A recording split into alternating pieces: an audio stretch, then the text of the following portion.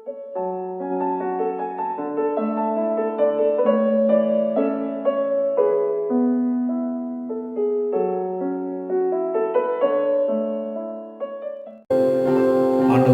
இயேசுவின் நாமத்தினாலே உங்கள் யாவருக்கும் வாழ்த்துக்கள்.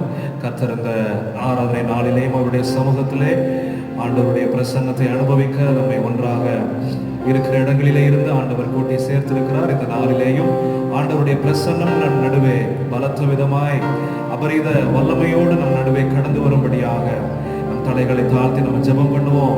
அன்பில் ஆண்டவரே, நன்றியோடுமே நாங்கள் துதிக்கிறோம்.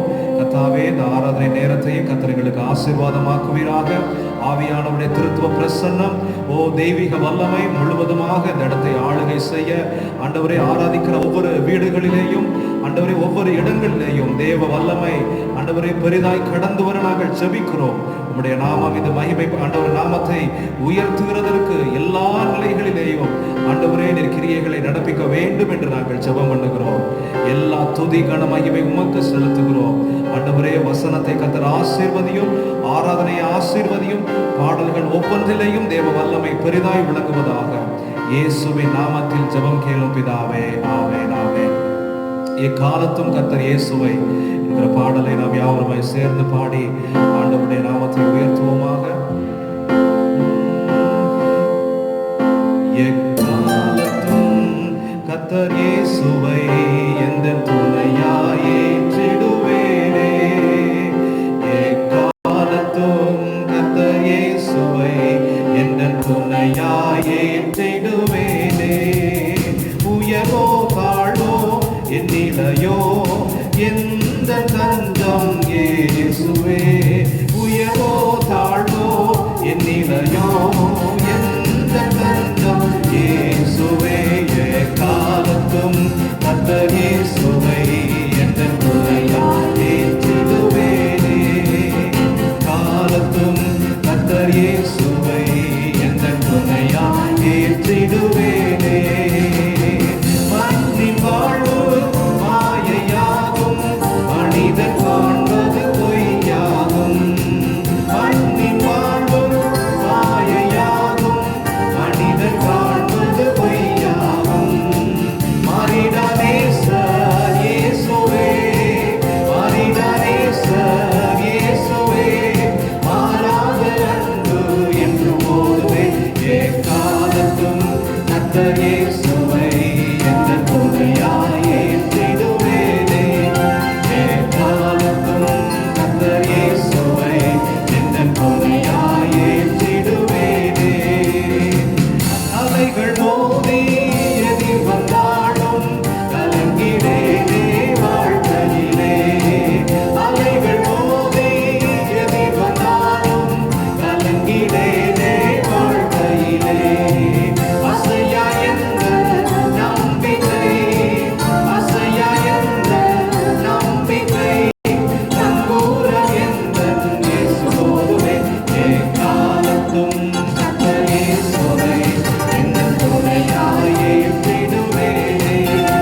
எக்காலத்தும் கர்த்தர் இயேசுவை எந்த துணையாய் ஏற்றிடுவேனே.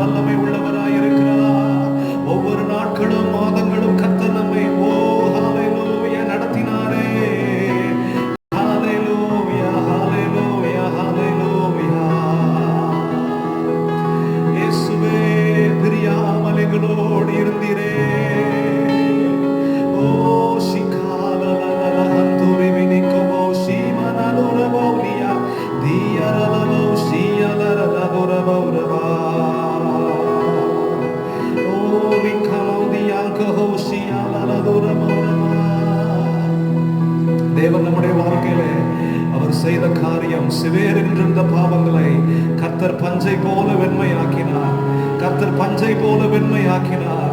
ஆண்டவருடைய சமூகத்தில் இருக்கிற நாம், ஆண்டவரே உங்க சமூகத்தில் உண்மை அப்பா பிதாவே இயேசுவேன்னு சொல்லி நாங்க கூப்பிடுகிறோம்னா, ஆண்டவரே எங்க பாவங்களை எல்லாம் நீங்க மாற்றி இருக்கிறீங்க ஐயா. ஆண்டவரே எங்க வாழ்க்கையில சாபத்திற்கு காரணமா இருந்த எல்லா பாவத்தின் கூறுகள் எல்லாவற்றையும் கர்த்தர் முறித்து, ஆண்டவரே இந்த நாளில நாங்கள் உண்மை விடுதலையோடு ஆராதிக்க கர்த்தர் கிருபை தந்திருக்கிறீரே. ரத்தாம்பரம் போலுள்ள பாவங்களை பணியை விட வெண்மையாய் மாற்றினீரே. ரத்தாம்பரம் போலுள்ள பாவங்களை பணியை விட வெண்மையாய் மாற்றினீரே. சுந்தரத்தம் சந்தியே மகனையே பலியாக்கினீ. சுந்தரத்தம் சிந்தியே மகனையே பலியாக்கினீ. நான் ரட்சிப்படைவதற்கு என் பாவம் சுமந்து தீர்த்தே. நான் ரட்சிப்படைவதற்கு என் பாவம் சுமந்து தீர்த்தே.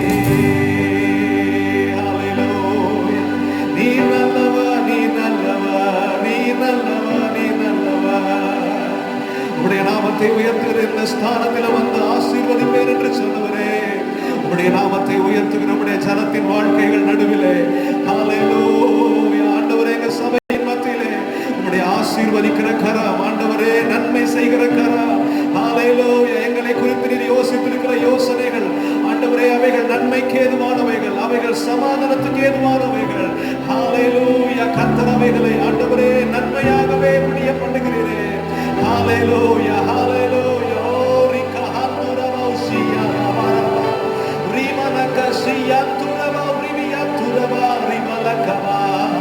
நல்வார்த்தையை நிறைவேற்றுகிறவர், நல்வார்த்தையை நிறைவேற்றுகிறவர் ஹல்லேலூயா.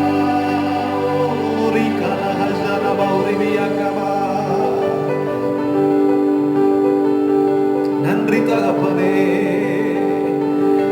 ஹல்லேலூயா. ஒரு சில காரியங்களை கர்த்தருடைய சமூகத்தில் விண்ணப்பங்களாய் முன்வைக்க ஆண்டவர் இந்த நேரத்தில் நமக்கு உதவி செய்வாராக. ஆண்டவர், இந்த தேசத்தின் நடுவே காணப்படுகின்ற இந்த பயங்கர கொள்ளை நோய், பரவி கொண்டிருக்கிற இந்த கொள்ளை நோய் முற்றிலுமாக ஆண்டவர் நம் தேசத்தின் எல்லைகளில் இருந்து அதை முழுவதுமாக அகன்று போக செய்யும்படியாக ஹல்லேலூயா. கர்த்தாவே, உம்முடைய கிருபையின் கரம் நீட்டப்படுவதாக. ஆண்டவரே, உம்முடைய விடுதலையின் கரம் நீட்டப்படுவதாக. ஹல்லேலூயா ஹல்லேலூயா. உம்முடைய சுகமாக்குகிற வல்லமை நீட்டப்படுவதாக. உம்முடைய அற்புதம் செய்கிற கரம் நீட்டப்படட்டும் என்று நாங்கள் ஜெபம் பண்ணுகிறோம்.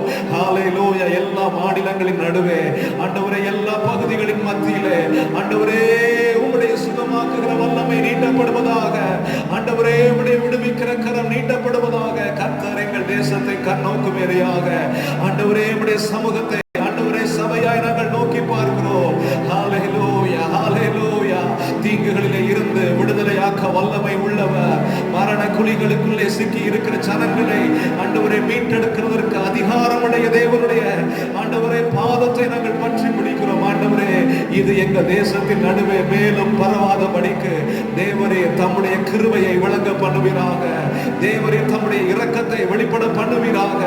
ஆண்டவரே, சகல அதிகாரமும் உம்முடைய கரத்தில் இருக்கிறது. ஹல்லேலூயா. நீர் எல்லாவற்றிற்கும் ஆண்டவரே எல்லையை வைத்திருக்கிறீர். எல்லாவற்றிற்கும் எல்லையை முன்குறித்திருக்கிறீர். ஆண்டவரே, சீக்கிரமாக ஆண்டவரே இது முடிவுக்கு வருவதாக. சீக்கிரமாய் ஆண்டவரே இந்த ஆண்டவரே கொள்ளை நோயின் கரமானது முழுவதுமாக இந்த தேசத்தை விட்டு அகன்று போகட்டும் ஐயா. எல்லா மாநிலங்களுக்குள்ளே கர்த்தர் கிரியை நடப்பிப்பீராக. ஹல்லேலூயா ஹல்லேலூயா ஹல்லேலூயா. ஆண்டவரே, வியாதியிலே சிக்கி இருக்கிற ஒவ்வொருவரை கர்த்தர் விடுதலையாக்குவீராக. ஹல்லேலூயா ஹல்லேலூயா. ஆண்டவரே, பயத்தோடு வாழுகிறவர்களை கர்த்தர் தைரியப்படுத்தி சீக்கிரமாய் அவர்களை சுகப்படுத்துவீராக. மருத்துவமனைகளிலே இருக்கிறவர்கள் சுகமடைந்து சீக்கிரமாய் ஆண்டவரே வீடுகளிலே வருகிறதற்கு கர்த்தர் கிருபை பாராட்டுவீராக. ஆண்டவரே, உமக்கு ஸ்தோத்திரம். இதிலே வேலை செய்கிற பணிபுரிகிற ஒவ்வொரு மருத்துவர்களுக்காக ஆண்டவரே, செவிலியர்களுக்காக, அரசு அதிகாரிகளுக்காக ஆண்டவரே ஆண்டவரே கவர்மெண்ட் ஆபீசியல்ஸ் ஒவ்வொருவருக்காக நாங்கள் ஜெபம் பண்ணுகிறோம். ஆண்டவரே, ஆளுகை செய்கிற தலைவர்களுக்காக ஜெபம் பண்ணுகிறோம். ஞானத்தோடு ஆண்டவரே சிறந்த காரியங்களை முன்னெடுக்கிறதற்கு கிருபை தருவீராக. ஆண்டவரே, அரசாங்கம் எடுக்கிற எல்லா ஆண்டவரே முயற்சிகளுக்கும் ஜனங்கள் முழு ஒத்துழைப்பு கொடுக்க ஆண்டவரே உம்முடைய பாதத்தை நாங்கள் மன்றாடுகிறோம். ஹல்லேலூயா. கர்த்தர் ஆண்டவரே ஒரு மனதை கர்த்தர் இந்த தேசத்தின் நடுவே தருவீராக. குழப்பங்கள் ஆண்டவரே மறைந்து போவதாக. ஒரு மனதோடு இருந்து ஆண்டவரே எந்த குழப்பங்களுக்கும் இடமில்லாமல் ஆண்டவரே இந்த நோயின் கிரியைகள் முற்றிலுமாக எங்க தேசத்தின் நடுவே இருந்து விலக்கப்பட உம்முடைய முகத்தை நாங்கள் நோக்கி பார்க்கிறோம். உமது முகத்தை நோக்கி பார்த்தவர்கள் பிரகாசம் அடைந்தார்களே, அவர்கள் முகங்கள் வெட்கப்படவில்லை என்று சொன்னவர். ஹல்லேலூயா. எங்கள் தேசத்திற்கு, எங்கள் மாநிலத்திற்கு ஆண்டவரே ஒவ்வொரு பெரிய நகரங்களுக்கும் கர்த்தர் இரக்கம் செய்வீராக. ஹல்லேலூயா. கர்த்தர் இரக்கம் செய்வீராக. ஆண்டவரே, ஒரு விசையாய் உலக நாடுகளுக்காக நாங்கள் ஜெபம் பண்ணுகிறோம். உலக நாடுகளிலேயும் கர்த்தர் தம்முடைய கரத்தை வெளிப்பட பண்ணுவீராக. கர்த்தாவே, உம்முடைய சுகமாக்குகிற வல்லமை வெளிப்படட்டும் ஐயா. தேவன் பெரிய நன்மைகளை ஆண்டவரே தேசங்களின் நடுவே செய்ய வேண்டும் என்று நாங்கள் ஜெபம் பண்ணுகிறோம். பாதிக்கப்பட்டிருக்கிற ஒவ்வொருவர்களை கர்த்தர் சுகப்படுத்துவீராக. மேலும் தேசங்களின் நடுவே இது பரவாதபடி கர்த்தர் ஆண்டவரே சீக்கிரத்தில் இதற்கு முடிவு உண்டாக்குவீராக. உம்முடைய நாமத்திற்கு மகிமை வர பண்ண வேண்டும் என்று நாங்கள் ஜெபம் பண்ணுகிறோம். ஹல்லேலூயா. ஆண்டவருடைய நாமம் எல்லா தேசங்களின் நடுவே உயர்த்தப்படுவதாக, உயர்த்தப்படுவதாக, உயர்த்தப்படுவதாக. ஹல்லேலூயா. நம்முடைய சபைக்காக நம்ம ஜெபம் பண்ணுவோம். நம்முடைய சபையில் இருக்கிற எல்லா விசுவாச குடும்பங்களை கர்த்தர் வேலி அடைத்து கர்த்தர் காத்துக் கொள்வாராக. தேவைகளை கர்த்தர் சந்திப்பாராக. ஆண்டவர் அவர்களுக்கு வேண்டிய கிருபைகளை அனுகூலங்களை தருவாராக. விசேஷமாக இந்த நாட்களிலே ஜெபிக்கிறதற்கு, தேவனை தேடுகிறதற்கு இன்னும் அதிகமாய் வாஞ்சையையும் தாகத்தையும் கர்த்தர் பெருக செய்யும்படியாக நமது சபையினருக்காக எல்லாரும் ஜெபம் பண்ணுவோமாக. ஹல்லேலூயா. கர்த்தாவே, இந்த நாட்களிலே அதிகமாய் உம்மை தேடுகிறதற்கு, அதிகமாய் ஆண்டவரே ஆண்டவருடைய சமூகத்திலே அமர்ந்திருக்கிறதற்கு எங்கள் ஆண்டவரே சபைக்கு கர்த்தர் கிருபை பாராட்டுவீராக. எங்கள் சபையில் இருக்கிற ஒவ்வொரு சிறுவர்களுக்காக, எங்க சபையில் இருக்கிற ஒவ்வொரு பெரியோர்களுக்காக ஆண்டவரே ஒவ்வொருத்தருக்காக நாங்கள் ஜெபம் பண்ணுகிறோம். ஜெபிக்கிற ஜெப வாஞ்சையினாலே கர்த்தர் நிரப்புவீராக. உம்மை ஊக்கமாய் தேடுகிற மனதை கர்த்தர் தர வேண்டும் என்று நாங்கள் ஜெபம் பண்ணுகிறோம். ஒரு விசேஷித்த ஜெபிக்கிற கிருபைகளினாலே, ஜெபிக்கிற வாஞ்சைகளினாலே எங்க சபையை நிரப்புங்கப்பா. ஆண்டவரே, எங்க ஜெபத்திலே ஆண்டவரே ஒவ்வொருவருக்கும் ஆண்டவரே வாஞ்சையும் தாகமும் பெருகுவதாக. ஜெபிக்கிற ஒவ்வொருவருடைய வாழ்க்கைகளுக்குள்ளே கர்த்தருடைய தேவ திட்டம் நிறைவேறட்டும் ஆண்டவரே. இந்த நாட்களிலே சபைகளுக்குள்ளே எதிர்பார்க்கிற சுத்திகரிப்பு, சபைகளுக்குள்ளே எதிர்பார்க்கிற பரிசுத்தம் சீக்கிரமாக சபைகளின் நடுவே தீவிரமாய் கடந்து வரட்டும் ஆண்டவரே. ஆண்டவரே, உம்மை தேடுகிறதற்கு ஒரு தீவிரம் ஆண்டவரே எங்க சபை நடுவே உண்டாகட்டும். நிர்விசாரங்கள் கடந்து போவதாக. எங்க சபைக்குள்ளே நீர் விரும்பாத காரியங்கள் முற்றிலுமாக விலகி போவதாக. தேவன் பெரிய காரியங்களை செய்ய வேண்டும் என்று நாங்கள் ஜெபம் பண்ணுகிறோம். மகிமையான காரியங்களை தேவன் செய்வீராக. தொடர்ந்து வசனத்தின் மூலமாக கர்த்தர் எங்களோடு பேச வேண்டும் என்று நாங்கள் ஜெபிக்கிறோம். உம்முடைய நாமத்திற்கு மகிமை பண்ண ஒவ்வொருவரையும் வசனத்தின் ஆண்டவரே வெளிச்சத்திலே கர்த்தர் நடத்துவீராக. உம்முடைய நாமத்திற்கே மகிமை வர பண்ணோம். இயேசுவின் நாமத்தில் ஜெபம் கேளும் பிதாவே. ஆமென், ஆமென், ஆமென். தொடர்ந்து ஆண்டவருடைய வார்த்தைக்கு நேராக நாம் கடந்து செல்வோமாக. கர்த்தர் பெரியவர். கர்த்தர் ஒவ்வொரு நாட்களும் மாதங்களுமாய் ஆண்டவர் நம்மை நெருக்கடியான சூழ்நிலையிலையும் கர்த்தர் நம்மை கடந்து வர பண்ணி இருக்கிறார். ஆண்டவருடைய நாமம் தொடர்ந்து நம் நடுவே மகிமைப்பட சீக்கிரமாக நம் சபையாய் கூடி ஆராதிப்பதற்கு தேவன் அதற்கு வழி வாசல்களை கர்த்தர் திறக்க வேண்டும். தேவன் அதற்கான நல்ல சுகம் தேசத்தின் நடுவே உண்டாயிருக்கிற பட்சத்தில் நிச்சயமாக கதவுகள் நிச்சயமாய் திறக்கப்படும். அதற்காக தொடர்ந்து சபையாய் ஊக்கத்தோடு நீங்கள் ஜெபிக்க உங்களை அன்பாய் உற்சாகப்படுத்துகிறேன். கடந்த வாரத்திலே புதன்கிழமையில வெள்ளிக்கிழமை நீங்க ஜெபம் பண்ணியிருப்பீங்க. அதே போல வருகின்ற வாரத்திலேயும் அநேகருக்கு ஜெப குறிப்புகள் வாட்ஸ்அப் மூலமாக அனுப்பி வைக்கப்பட்டது. ஆகையினாலே நீங்கள் ஜெப குறிப்புகளை வைத்து நீங்கள் தீவிரமாய் நீங்கள் ஜெபிக்க உங்களை நாங்கள் உற்சாகப்படுத்துகிறோம். ஆண்டவருடைய பெரிய கரம் சபை நடுவே வெளிப்பட வேண்டும். வருகின்ற நாட்களிலே தேவன் எதிர்பார்க்கிற பரிசுத்தம், தேவன் எதிர்பார்க்கிற மனம் திரும்புதலின் அனுபவம் சபை நடுவே காணப்படும் பொழுது சீக்கிரமாக ஆராதிப்பதற்கு ஆண்டவர் நமக்கு மறுபடியும் அந்த வாசல்களை திறந்து தருவார்.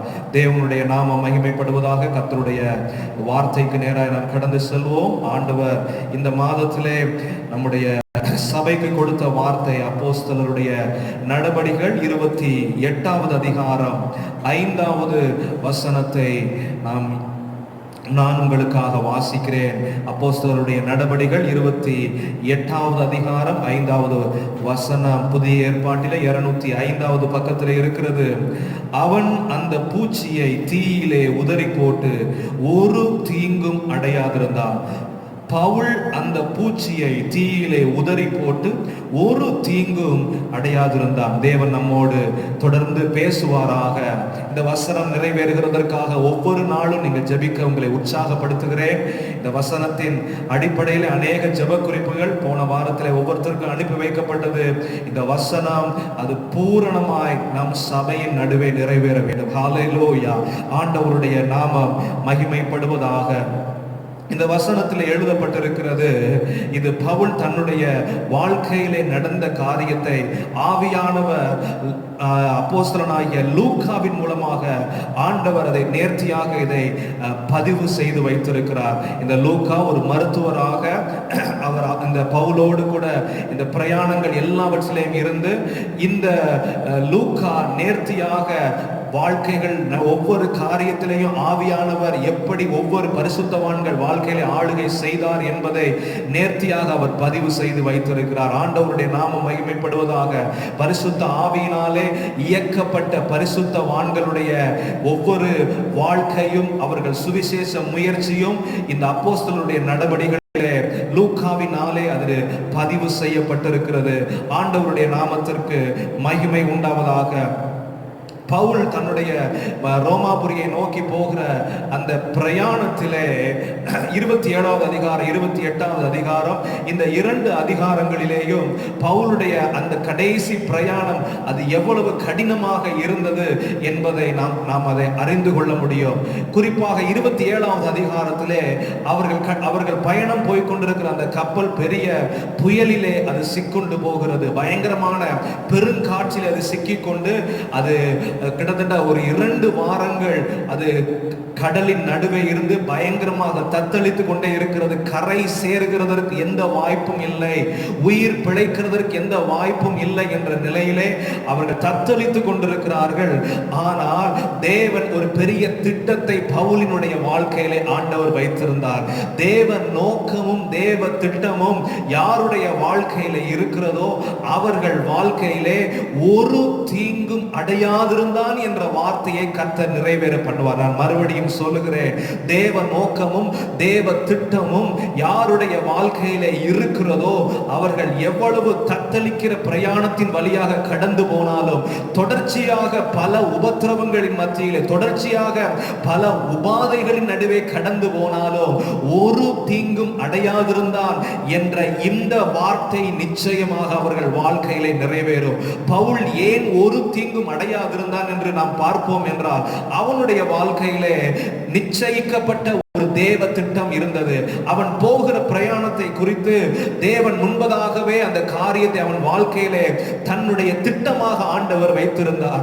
அந்த திட்டம் நிச்சயமாக நிறைவேறும் என்ற விசுவாசத்தை பவுலினுடைய வாழ்க்கையிலே தேவன் அதிகமாகவே பெருக பண்ணி இருந்தார்.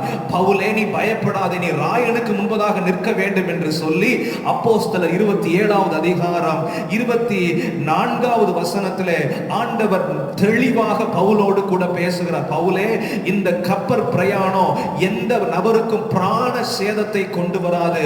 மற்றபடியாக பொருட்களுக்கு ஒருவேளை சேதங்கள் வரலாம், ஆனால் பிராண சேதம் வராது என்று சொல்லி ஆண்டவர் நேரடியாக தன்னுடைய தூதன் மூலமாக பவுலை தைரியப்படுத்துகிறார். அந்த திட நம்பிக்கையும் விசுவாசமும் தேவ திட்டத்தை பெற்றிருக்கிற பவுலின் வாழ்க்கையில இருந்தபடியினாலே அவனுடைய வாழ்க்கையில நடைபெற்ற இந்த சம்பவம் ஒரு தீங்கும் அடையாதிருந்தான் என்கிற இந்த சம்பவம் அவன் வாழ்க்கையிலே ஜெயமாக நிறைவேறுகிறதற்கு கர்த்தர் உதவி செய்தார். ஆண்டவருடைய நாமத்திற்கு மகிமை உண்டாவதாக. சிலருடைய வாழ்க்கையிலே கேள்விகள் எழும்புவது உண்டு. இந்த பிரச்சனைகள் தொடர்ந்து நடந்து கொண்டிருக்க வேண்டுமோ? இந்த போராட்டங்கள் ஒன்றன் பின் ஒன்றாக வந்து கொண்டே இருக்க வேண்டுமோ? குறிப்பாக இந்த 27வது அதிகாரம் 28வது அதிகாரத்தை நம்ம பார்க்கும் பொழுது இப்பதான் ஒரு பிரச்சனை முடிந்திருக்கிறது. 27வது அதிகாரத்துல அதை வாசிக்க அது மிகவும் பயங்கரங்களையும் பயத்தையும் கொண்டு வருகிற ஒரு அதிகாரத்தை, ஒரு பயணத்தை அது பதிவு செய்து வைத்திருக்கிறது. 27வது அதிகாரத்துல நம்ம ஒவ்வொரு வசனமா நீங்க வாசித்து பார்க்கும் பொழுது அவர்கள் எவ்விதமான கொடிய பயத்தினாலேயும் பயங்கரங்களினாலேயும் சூழ்ந்திருந்தார்கள் என்பதை 27வது அதிகாரத்திலே நாம் பார்க்க முடியும். இந்த பிரச்சனைகள் எல்லாம் ஒரு வழியாக அது முடிகிறது என்ற தருவாயை 28வது அதிகாரம் 1வது வசனத்தை பார்ப்போம் என்றால், நாங்கள் தப்பி கரை சேர்ந்த பின்பு, நாங்கள் தப்பி கரை சேர்ந்த, அப்ப அங்கதான் ஒரு நிம்மதி பெருமூச்சு வருகிறது போல இருக்கிறது. நாங்கள் தப்பி கரை சேர்ந்த பின்பு 27வது அதிகாரம் 44வது வசனத்திலே கடைசி பகுதி பார்ப்போம் அப்படின்னா, இவ்விதமாய் எல்லாரும் தப்பி கரை சேர்ந்தார்கள். எல்லாரும் தப்பி கரை சேர்ந்து விட்டார்கள். சரி, ஓகே, இவ்வளவுதான் பிரச்சனைகள் முடிவுக்கு வந்தது. இனிமே வருகின்ற பிரயாணம் ஒருவேளை அந்த பெருங்காட்சி எல்லாம் நின்றதற்கு அப்புறம், பெருமழை நின்றதற்கு அப்புறம் பிரயாணத்தை தொடர்ந்து நம்ம போவோம் அப்படின்னா இனிமே பிரச்சனை வராது, இனிமே அவ்வளவுதான், பிரச்சனைகள் எல்லாமே முடிவுக்கு வந்திருக்கிறது என்ற நிலையிலே அவர்கள் இருந்த நேரத்திலே தான் பவுலுடைய வாழ்க்கையிலே ஒரு வித்தியாசமான ஒரு சம்பவம் நிகழ்ந்தது. அந்த மொத்தமாக அந்த கப்பல்ல மொத்தம் 276 பேர் இருக்கிறாங்க. 27வது அதிகாரம் 37வது வசனத்திலே கப்பலில் 276 பேர் இருந்தோம். 276 பேரும் பத்திரமாக தப்பி கரை சேர்ந்து விட்டார்கள். இந்த தப்பி கரை சேர்கிறதுக்கு ரொம்ப உதவியாக இருந்தது யார் அப்படின்னா பவுல். இந்த பவுல் முதலாவது இந்த கப்பல் பிரயாணத்திலே ஆலோசனை சொல்லுகிறான். தன்னுடைய அனுபவத்திலிருந்து ஆலோசனையை சொல்லுகிறான். ஆலோசனையை கேட்கவில்லை. அதற்கடுத்தபடியாக எச்சரிப்பு கொடுக்கிறான். அந்த எச்சரிப்பையும் யாரும் கேட்கவில்லை.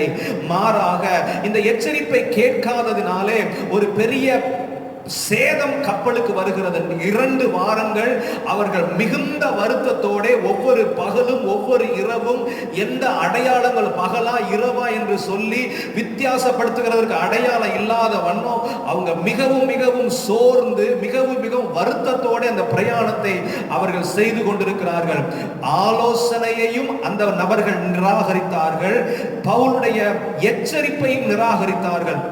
கடைசியில பவுல் அவங்களை தைரியப்படுத்துகிறார். அவங்களுக்கு உற்சாகம் கொடுத்து அவர்களை அப்பம் புசிக்க வைத்து அவர்களை ஜீவனோடு மொத்தம் இருக்கிற அத்தனை பேரையும் பாதுகாத்து கரை சேருவதற்கு பவுலை கர்த்தர் நேர்த்தியாக அதிசயமாக கர்த்தர் உபயோகப்படுத்தினார்.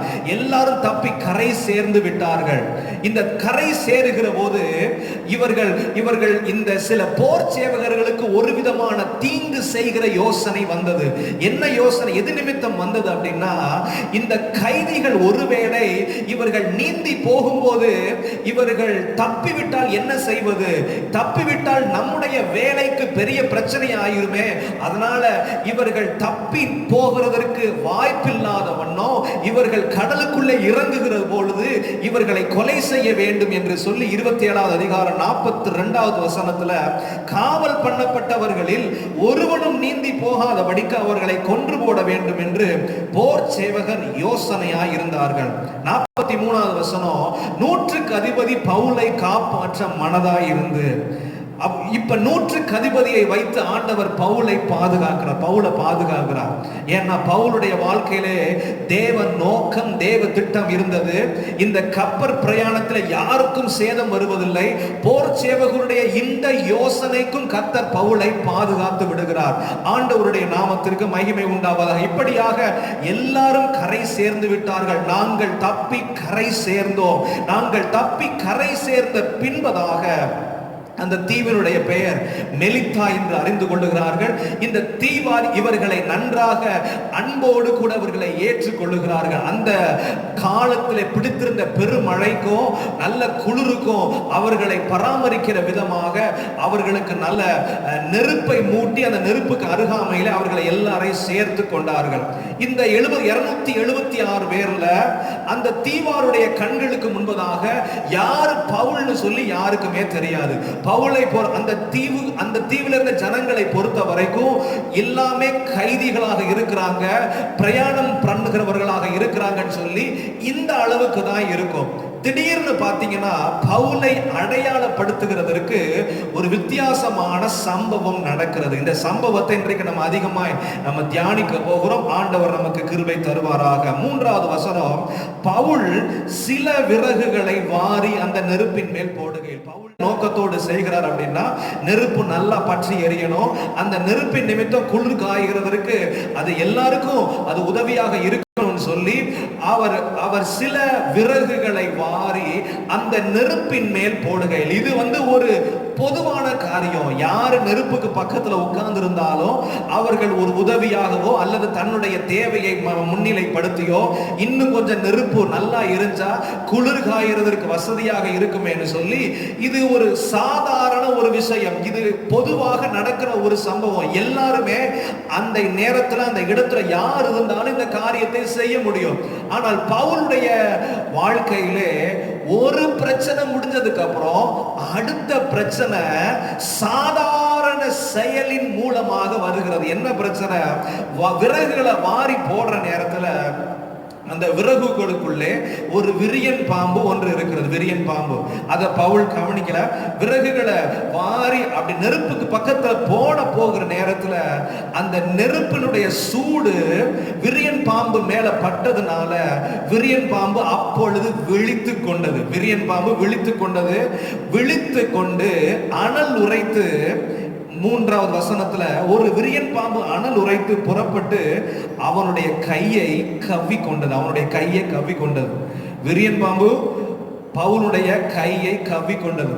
விரியன் பாம்புக்கு பயங்கர கோபம்.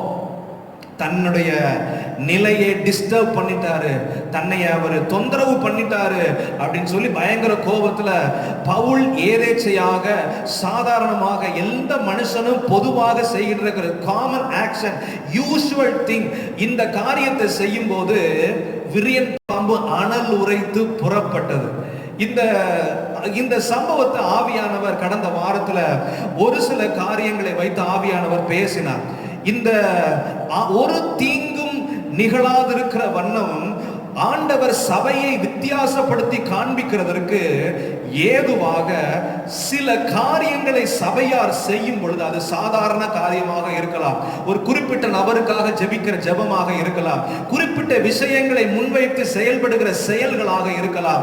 இப்பதான் நீங்க சாதாரணமாக ஜெபிக்க ஆரம்பித்திருக்கலாம். ஜெபத்திற்கு மேல ஒரு சின்ன நம்பிக்கை வந்து ஆண்டவரை தேடணுமேன்னு சொல்லி ஜெபிக்க ஆரம்பித்திருக்கலாம். அந்த ஜெபம் அது சாதாரண விஷயமாக இருந்தாலும் சில நேரங்கள்ல அது விரியன் அனல் உரைத்து புறப்படுகிறதற்கு அது விரியனை டிஸ்டர்ப் பண்ணுகிற ஒரு காரியமாக, விரியனை தொந்தரவு செய்கிற ஒரு காரியமாக இருக்கும். பவுல் சில விறகுகளை வாரி அந்த நெருப்பின் மேல் போடுகையில் எப்படி விரியனுக்கு அனல் உரைத்து, விரியன் எப்படி தொந்தரவு செய்யப்பட்டு பவுலுக்கு தீங்கு செய்கிற நோக்கத்தோடு விரியன் அந்த பவுலை கடித்ததோ, அதே போல நம்ம செய்கிற ஜெபம், நம்ம காண்பிக்கிற கொஞ்சம் வேதம் வாசிக்கிற பழக்கம், இந்த நாட்களிலே கொஞ்சம் ஜெபத்தை அதிகரிக்க ஆரம்பிக்கும் பொழுது சில நேரங்கள்ல சில சத்துருக்களுக்கு அந்த காரியம் தொந்தரவாக அமையும். அப்ப அந்த தொந்தரவு அமையும் பொழுது ஆண்டவர் சத்துருக்களுடைய காரியம் எல்லாவற்றையும் தமக்கு சாதகமாக ஆண்டவர் பயன்படுத்த. சத்துருக்கள் பயங்கர கோபத்தோடு இந்த வாழ்க்கையை அழிக்க வேண்டும் என்ற நோக்கத்துல அது தீவிரமாக விஷத்தன்மையோடு செயல்பட்டாலும் ஆண்டவர் சொல்லுகிறார், இந்த வசனத்தின் 5வது வசனத்தின் அடிப்படையிலே ஒரு தீங்கும் அடையாதிருந்தார். நம்ம செய்கிற தினந்தோறும் காலையில எழுப்பி செய்கிற ஜெபம், தினந்தோறும் நம்ம குடும்பத்தாருக்காக செய்கிற ஜெபம், அது ஒருவேளை பிசாசானவனை தீவிரமாக நமக்கு விரோதமாக செயல்பட நிச்சயமாக வைக்கும். ஏன் அது காரியங்கள் நடக்கிறது? ஒரு பிரச்சனைக்கு பின்பதாக தொடர்ந்து பிரச்சனையாகவே வந்து கொண்டிருக்கிறது. ஏன் பிரச்சனையாக வருது? பவுலின் வாழ்க்கையில ஏன் நடந்தது? ஆண்டவர் ஒரு காரியத்தை நிரூபிக்க விரும்பினார். பவுலின் வாழ்க்கையில எத்தனை பிரச்சனை வந்தாலும் தேவ திட்டமும் தேவ நோக்கமும் அவன் மேல இருக்குப்பா. ஒரு தீங்கும் அடையாதிருந்தான். கர்த்தருடைய திட்டம், தேவ நோக்கம் நம்மேல இருந்து நம்ம செய்கிற சின்ன முயற்சிகள், நம்ம செய்கிற சின்ன கைகளின் பிரயாசங்கள் எல்லாவற்றின் விரோதமாக சத்துரு தீவிரமாய் கிரியை செய்ய முயற்சி செய்யும் பொழுது ஆண்டவர் சொல்லுகிறார், உன் முழு பலத்தோடு நீ கிரியை செய்கிறதற்கு நான் உனக்கு வாய்ப்பு தருகிறேன். நீ எவ்வளவு பலத்த வல்லமையோடு கிரியை செய்தாலும் என்னுடைய திட்டத்திலே இருக்கிற இந்த நபருக்கு ஒரு தீங்கும் அடையாதிருந்தான் என்கிற அனுபவத்தை கர்த்தர் அநேக கண்களுக்கு முன்பாக ஆண்டவர் காணும்படி செய்வார். ஹல்லேலூயா! ஆண்டவருடைய நாமத்திற்கு மகிமை உண்டாவதாக. இதற்கு ஆதாரமாக தேவ பிள்ளைகள் சாதாரணமாக கிரியை செய்யும் பொழுது அது சத்துருக்களுக்கு எப்படிப்பட்ட தொந்தரவை கொண்டு வருகிறது என்பதை ஆதியாகமம் 26வது அதிகாரம், ஆதியாகமம் 26வது அதிகாரம் 14வது வசனம். இது ஈசாக்கு பெலிஸ்தருடைய தேசத்திலே விதை விதைத்த பொழுது தேவன் அவனுடைய கைகளின் பிரயாசத்தை ஆசீர்வதித்தார். 14வது வசனம் 13வது வசனத்துல அவன் ஐஸ்வர்யவானாகி வர வர விருத்தி அடைந்து மகா பெரியவனானான். அவனுக்கு ஆட்டு மந்தையும் மாட்டு மந்தையும் அநேக பணிவிடைக்காரரும் இருந்தபடியினாலே பெலிஸ்தர் அவன் மேல் பொறாமை கொண்டு அவன் தகப்பனாகிய ஆபிரகாமின் நாட்களில் அவனுடைய வேலைக்காரர் வெட்டின துறவுகளை எல்லாம் தூர்த்து மண்ணினால் நிரப்பி போட்டார்கள். இந்த ஆடு மாடு வேலைக்காரன் இது எல்லாமே பெலிஸ்தருடைய தேசத்துல இவன்கிட்ட மட்டும்தான் இருந்துச்சா அப்படின்னா இல்ல, எல்லார்கிட்டயுமே இருந்துச்சு, அநேகர் இடத்துல இருந்துச்சு. அந்த ஊர்லயே நிறைய ஐஸ்வர்யவான்கள் இருந்தாங்க. குறிப்பாக அந்த ராஜாவின் இடத்துல அநேக ஆட்டு மந்தைகள், மாடு, நிறைய வேலைக்காரர்கள் அநேகர் இருந்தாங்க. ஆனா அது அவர்களுடைய வாழ்க்கையில இருக்கும் போது பெரிய விஷயமாக தெரியவில்லை. இது அவங்க கிட்ட இருந்து ஈசாக்கு அபகரிக்கவும் இல்லை. இதை ஈசாக்கு ஆண்டவராலே ஆசீர்வதிக்கப்பட்டான். இவனுடைய கைகளின் பிரயாசத்தை கர்த்தர் ஆசீர்வதித்தார். இவனுக்கு ஆண்டவர் அநேக ஆட்டு மந்த, மாட்டு மந்த, வேலைக்காரர் எல்லாவற்றையும் கொடுத்து கொஞ்சம் கொஞ்சமா இவனை பெருக பண்ணுகிறார். இந்த பெருக பண்ணுகிற காரியம் ஆண்டவராலே நேர்த்தியாக நடக்கும் பொழுது அங்க ஊர்ல இருக்கிற அத்தனை ஜனங்களுக்கும் இவன் மேல பயங்கர பொறாமை வந்துச்சு. அதனுடைய விளைவு துறவுகள் எல்லாவற்றையும் தூர்த்து மண்ணினாலே நிரப்பி போட்டார்கள். 16ஆம் வசனத்துல அந்த நாட்டு ராஜா பேசுறாரு. பெலிஸ்தர் ராஜா அபிமெலேக்கு ஈசாக்கை நோக்கி, நீ எங்களை விட்டு போய்விடு, எங்களை பார்க்கிலும் பலத்தவனானாய். எந்த இடத்துல விசுவாசிகள் ஜபத்திலேயோ அல்லது வேதம் வாசிக்கிறதுலையோ ஆண்டவருடைய ஆசீர்வாதத்தை வச்சு ஜப நேரங்கள், துதி நேரங்கள், ஆண்டவரை தேடி ஆண்டவருடைய சமூகத்திலே நம்முடைய எல்லைகள் விஸ்தாரம் அடைகிறதோ அப்பொழுது சத்துருக்களுக்கு அது பெரிய எரிச்சலாக இருக்கும். பெரிய எரிச்சல். எப்படி எந்த அளவுக்கு எரிச்சலா இருக்கும்னா, அனல் உரைத்து வெளியே புறப்படுகிறதுடைய ஒரு எரிச்சல். அது வரைக்கும் நல்லா தூங்கி கொண்டிருந்த அந்த சத்துரு தம்முடைய பிள்ளைகளுடைய வாழ்க்கையில ஆண்டவருடைய ஆசீர்வாதம் வருகிற பொழுது இப்ப அந்த சத்துரு அப்பொழுதுதான் டிஸ்டர்ப் ஆகி, அப்பொழுதுதான் தொந்தரவு செய்யப்பட்டு அந்த வாழ்க்கைக்கு விரோதமாக, தேவ பிள்ளைக்கு விரோதமாக அவன் தீவிரத்தோடு முழு விஷத்தையும் கக்குகிறதற்கு, அவன் கடிக்கிறதற்காக, கையை கவ்வி கொள்ளுகிறதற்காக அவன் வருகிறான். எந்த இடத்துல விசுவாசிகள் ஜபத்திலேயும் ஆண்டவருடைய பிரசன்னத்தில இருந்து பலம் பெறுகிறார்களோ, தேவ பிள்ளைகள் பலம் அடையும் பொழுது சத்துருக்களுக்கு அது பெரிய எரிச்சலாக மாறும். அந்த எரிச்சலை தாங்க முடியாம அவன் முழு வல்லமையோடு நமக்கு எதிராக செயல்பட முடியும். மற்ற கணங்களுடைய கண்களுக்கு முன்பதாக நமக்கு விரோதமாக அவன் செயல்பட முடியும்.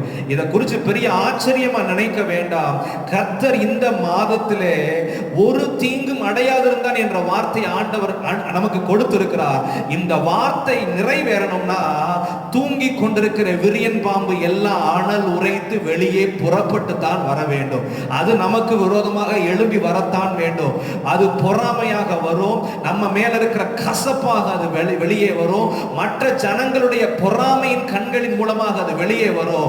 ஆனா முடிவு ஒரு தீங்கும் அடையாதிருந்தான் என்ற வார்த்தையை அனுபவமாக எல்லா கண்களுக்கு முன்பதாக அனுபவிக்க கர்த்தர் சபைக்கு உதவி செய்வார். ஹல்லேலூயா. ஆண்டவருடைய நாமம் மகிமைப்படுவதாக. தொடர்ந்து இதே பகுதியில 19வது வசனத்துல பார்ப்போம் அப்படின்னா, ஈசாக்குடைய வேலைக்காரர் பள்ளத்தாக்கிலே வெட்டி அங்கே சுரக்கும் நீரூற்றை கண்டார்கள். 20வது வசனம், கேராருடைய மேய்ப்பேர் இந்த தண்ணீர் தங்களுடையது என்று சொல்லி ஈசாக்குடைய மேய்ப்பருடனே வாக்குவாதம் பண்ணினார்கள். அவர்கள் தன்னோட வாக்குவாதம் பண்ணினபடியால் அந்த துறவுக்கு ஏசேக்கு 21வது வசனம், வேறொரு துறவை வெட்டினார்கள், அதை குறித்தும் வாக்குவாதம் பண்ணினார்கள், ஆகையால் அதற்கு சித்னா என்று பெயரிட்டான். இந்த 2 வசனங்களிலேயும் இவர்களுடைய கரத்தின் கிரியைகளை ஆண்டவர் ஆசீர்வதிக்கிறார். எங்கே எல்லாம் நம்முடைய கரத்தின் கிரியைகள் ஆசீர்வதிக்கப்படுகிறதோ அந்த இடத்துல பிசாசுக்கு நம்ம மேல எரிச்சல் வரும், நமக்கு நம்ம மேல கோபம் வரும், பொறாமை வரும், வாக்குவாதம் செய்கிறதற்கு சண்டைக்கு இழுக்கிற வண்ணமாக அவன் மனிதர்கள் மூலமாக கிரியை செய்ய முடியும். இந்த ரெண்டு இடத்துலையும் இதுல முயற்சி செய்கிறது யார் அப்படின்னா ஈசாக்குடைய மேய்ப்பர்கள்.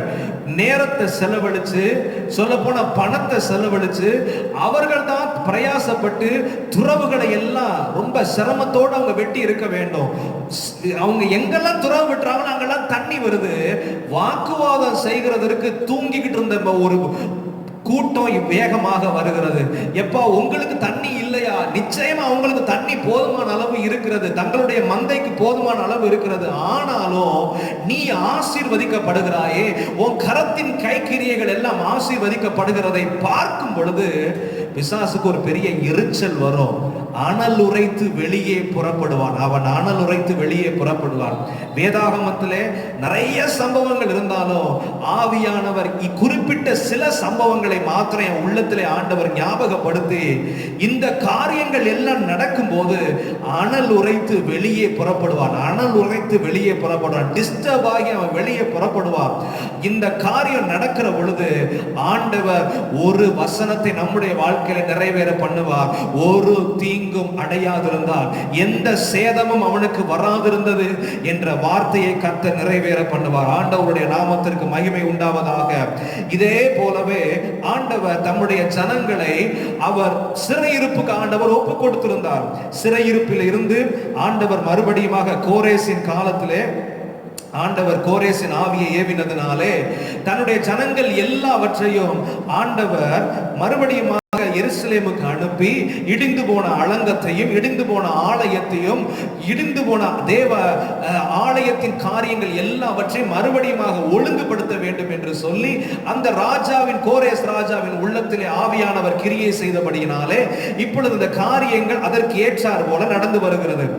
எஸ்ராவின் புஸ்தகம் 4வது அதிகாரத்திலே இப்ப ஜனங்கள் எல்லாரும் திரும்பி வருகிறார்கள். தேவாலயத்தின் அஸ்திபாரம் போடப்படுகிறது. தேவாலயத்தின் அஸ்திபாரம் போடப்படுகிறது. இந்த தேவாலயத்தின் அஸ்திபாரம் போடப்படுகிறது என்று சொல்லும் போது இதுதான் தேவ பிள்ளைகளின் அடையாளமாக இருக்கிறது. இதுதான் எங்களுடைய அடையாளம், இதுதான் எங்களுடைய அடையாளம். இதுக்காக தான் ராஜா எங்களை அந்த தேசத்திலிருந்து அனுப்பி இருக்கிறார்.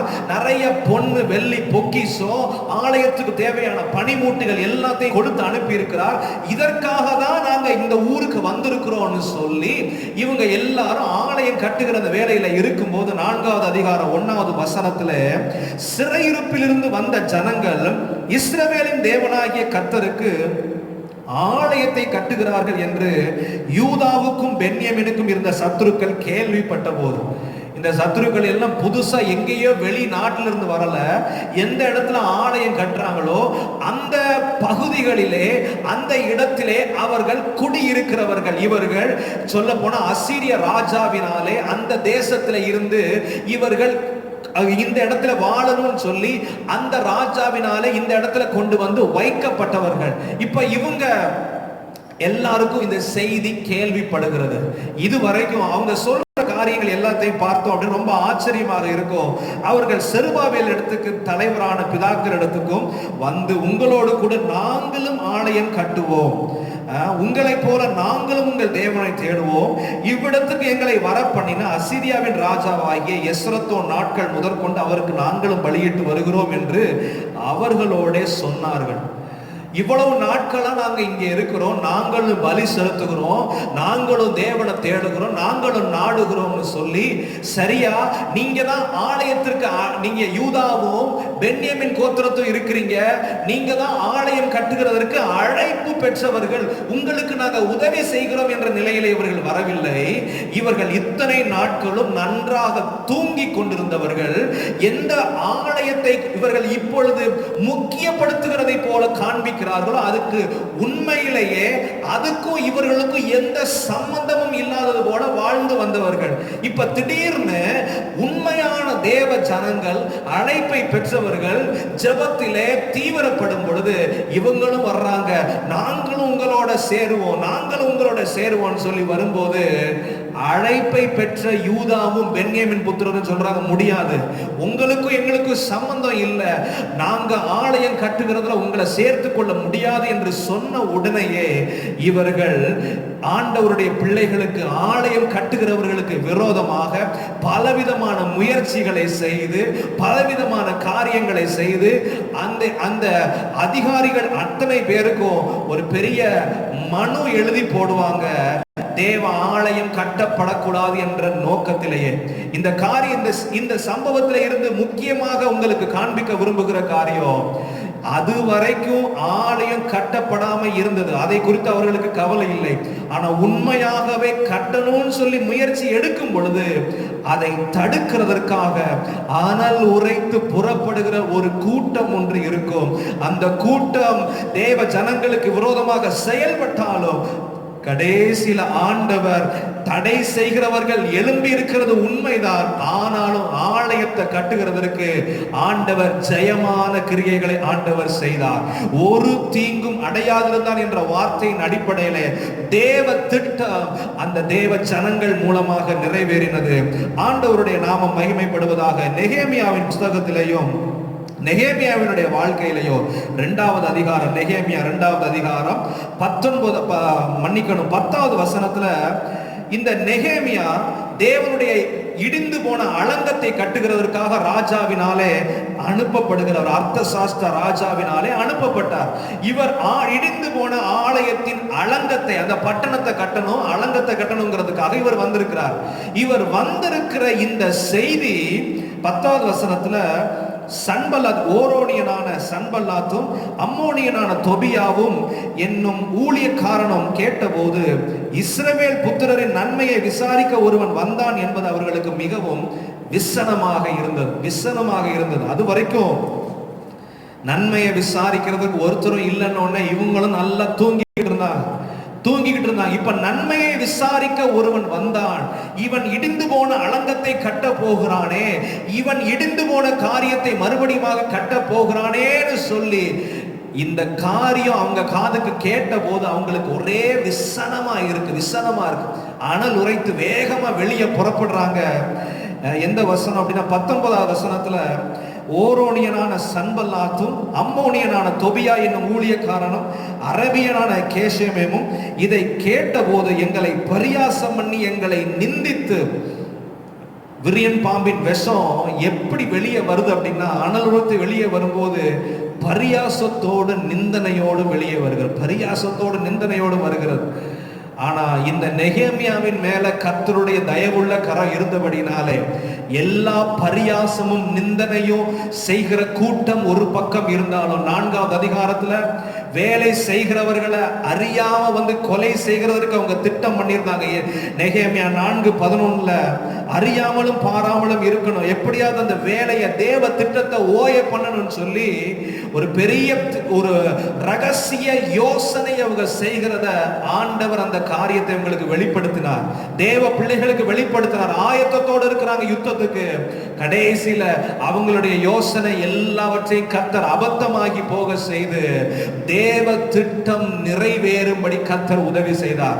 நான் காண்பித்த இந்த ஆதியாகமம், எஸ்ரா, நெகேமியா, இந்த 3 சம்பவங்களிலேயும் தேவ திட்டத்தை தடை செய்கிறதற்கு ஒரு பெரிய விஷமத்தனத்தோடு, சொல்ல வேண்டும் என்றால் விரியன் பாம்பின் விஷத்திற்கு ஒப்பாக நபர்கள் எழும்புகிறார்கள். துறவுகளை தூர்த்து போடுகிறார்கள், ஆலயம் கட்டக்கூடாதபடிக்கு தடை செய்கிறார்கள், மனு எழுதி போடுறாங்க, இது அவர்களுக்கு பரியாசம் பண்ணுகிறாங்க, நிந்தனை செய்கிறாங்க. எத்தனை காரியங்கள் எழும்பினாலும் எப்படியாயிலும் தேவ திட்டம் நிறுத்தப்படணும், தேவ நோக்கம் நிறைவேறுகிறத நிறுத்தப்படணும் சொல்லி விரியன் பாம்பின் விஷத்தோடு அனல் உரைத்து புறப்பட்டவர்களை தேவன் அவர்கள் திட்டம் நிறைவேறாதபடிக்கு ஆண்டவர் ஒரு தீங்கும் அடையாதிருந்தான் என்ற வார்த்தையை மாத்திரம் கர்த்தர் நிறைவேற செய்தார்.